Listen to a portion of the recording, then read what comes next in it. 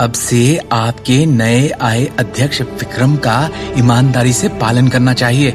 आखिरकार वो कंपनी के तहत छोटे कारखानों के साथ समान व्यवहार कर रहे हैं। सही कह रही हो तुम। अखिल असहाय होकर हंसा।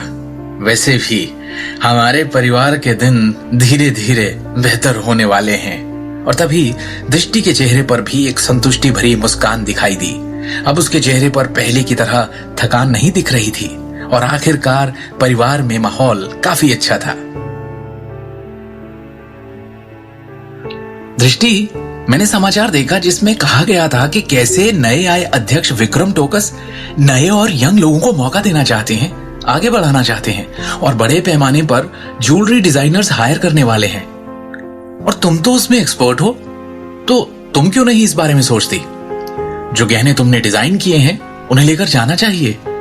शिवम ने लापरवाही से एक अखबार को पकड़े हुए कहा।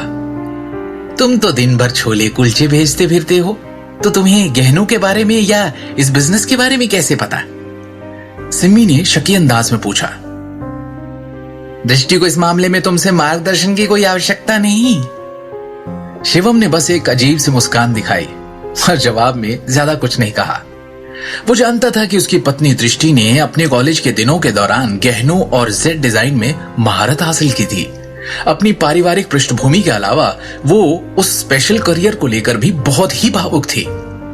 आखिरकार उसने दृष्टि को अपने कमरे में गहनों के डिजाइन तैयार करने से पहले अनगिनत बार स्क्रैप पेपर की गेंदों के टुकड़े टुकड़े करते देखा था।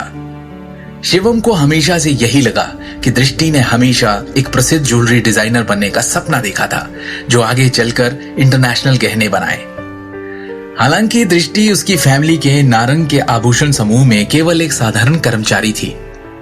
अमिताभ नारंग, जो निदेशक मंडल के प्रभारी थे, उनके द्वारा दबाए जाने के बाद उसके डिजाइन ड्राफ्ट को हमेशा की तरह कभी भी प्रबंधन द्वारा एक्सेप्ट नहीं किया गया था। इसलिए शिवम ने विक्रम को उपहार के रूप में जीवन भर का अवसर देकर दृष्टि की उस इच्छा को पूरा करने का निर्देश दिया था। दृष्टि ने बुदबुदाया। जैसे ही शिवम के सुझाव ने उसका ध्यान खींचा, शिवम के हाथ से अखबार लेते हुए उसने भर्ती में दिलचस्पी दिखाने से पहले कुछ समय के लिए इसे गंभीरता से पढ़ना शुरू किया। शिवम का सुझाव बुरा नहीं है, मैं एक बार जरूर तय करना चाहूंगी, दृष्टि ने कहा। Jewellery design. लंबे समय तक इस क्षेत्र में अध्ययन करने के बाद हमारी बेटी पहले से ही एक विश्व स्तरीय ज्वेलरी डिजाइनर बन जाती, अगर उसे कंपनी में इतने सालों से बहिष्कृत नहीं किया गया होता। सिमी ने गर्व से कहा। बेटा, तुझे जो करना है कर, मेरा आशीर्वाद तेरे साथ है। आज तक भाई साहब और अजीत के नीचे दबकर खड़े रहना पड़ता था। उनका समर्थन करने के अलावा और कोई चारा नहीं था। व्यवहारिक तौर पर कुछ और कर नहीं सकते थे। अब उन दोनों के पिक्चर से बाहर जाते ही और कंपनी के विभागों में सत्ता में फेरबदल, इस मौके का फायदा उठाने में कोई हर्ज नहीं। मैं समझती हूं, दृष्टि ने कहा, क्योंकि वो पहले से ही खुद को इस मौके को आजमाने के लिए मना चुकी थी। शिवम ने खाने का निवाला मुंह में रखते हुए कहा। दृष्टि, क्या तुम्हारे पास पहले से कोई अच्छा आइडिया है? अगर नहीं तो मेरे मन में सच में एक ज्वेलरी डिजाइन का आइडिया है। तुम ये भी जानते हो कि गहने और जेड कैसे डिजाइन किए जाते हैं? दृष्टि ने आश्चर्य से पूछा।